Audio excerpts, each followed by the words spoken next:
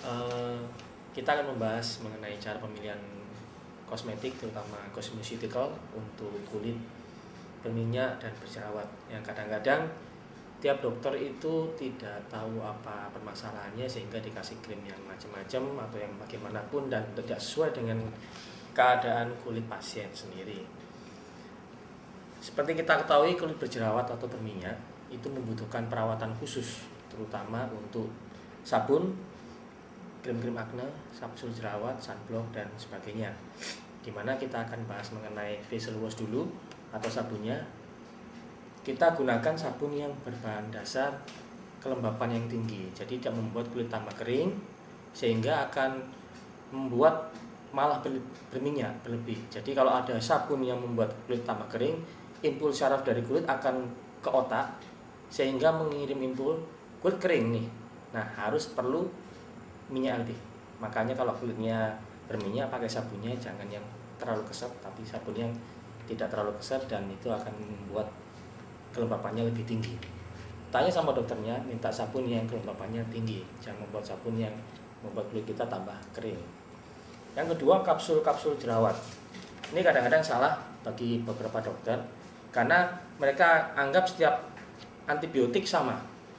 Kalau kita ada jerawat, kita kasih antibiotik yang broad spectrum. Padahal sebaiknya kita menggunakan kapsul jerawat yang untuk khusus soft tissue. Jadi ada beberapa macam pemilihan, biasanya rekan-rekan dokter bisa tahu, dan juga bisa ditambahkan sedikit zinc supaya jerawat cepat kering. Yang ketiga, mengenai krim-krim akne, itu terserah dokternya. Itu ada beberapa macam krim akne, bisa digunakan dengan pemilihan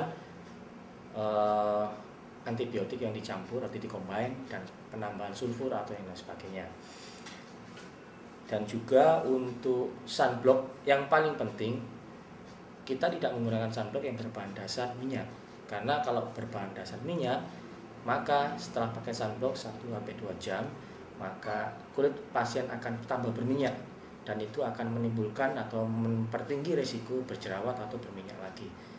Jadi kita menggunakan sunblock yang berbahan dasar air.